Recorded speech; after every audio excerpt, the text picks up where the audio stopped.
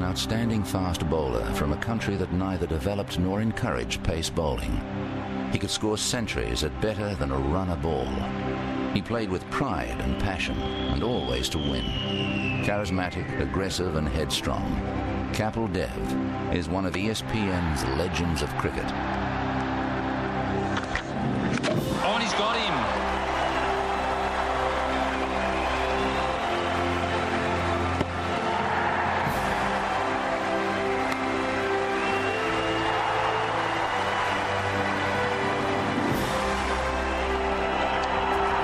He's gone. Kapil Dev, the skipper. Extra cover. West Indies in total disarray now. The 1983 World Cup final at Lord's. Kapil Dev's Indian side set the West Indies a modest target of 184. Most observers expected the Windies to make the runs with ease, but Kapil had the last word.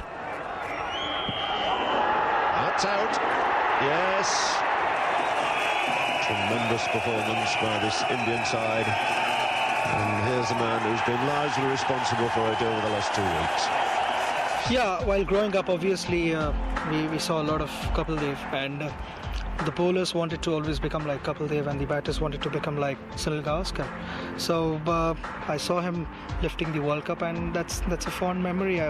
No Indian can forget about that. He comes in the same category as the Imran Khan, the Richard Hadleys, Ian Botham of his era. Truly great. And again, playing for a team like India, which was still one of the weaker teams in world cricket. So that was never easy. Plus the bowling burden. You know, whenever India was in trouble through the 80s, the ball would be tossed to Kapil Dev, and he would have just bowled a 12-over spell and would take a breather for 10 minutes, and the ball was back at him.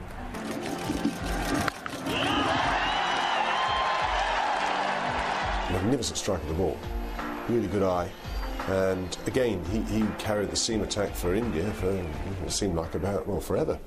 You know, just seemed to keep on going and going, what more can you say about the guy?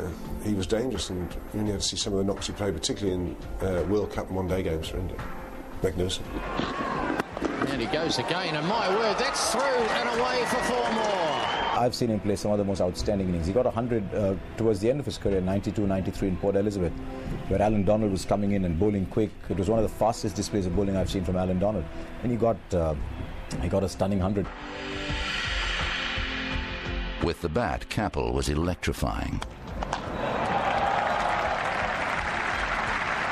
Kapil Dev was an outstanding cricketer. Good batsman, good bowler, someone who could change the game with either bat or ball. And again, someone that I think the Indian team believed in.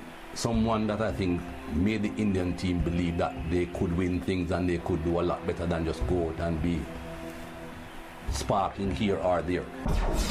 I can always remember one-day innings he played at the Gabba against us, where he hit our bowlers all round Brisbane, it seemed, and one of them, Jeremy Coney, took out the white handkerchief from one stage and just surrendered to him because he'd hit the ball so hard and so often. That's a big hit, and that's going to find the gap between extra cover and mid-off. It's a magnificent blow from Kapil Dev. That's what India need. He was a destroyer. He would just attack the bowlers and attack them, to the extent that the bowlers, sometimes I've seen bowlers losing their concentration, losing their confidence, and that is what Kapil Dev thrived on. He was a very attacking batsman, violent as they said, I would say destructive. Kapil's achievements as a batsman were considerable, but with the ball in hand, he became a world record breaker. The straight one and gone. Caught at third slip.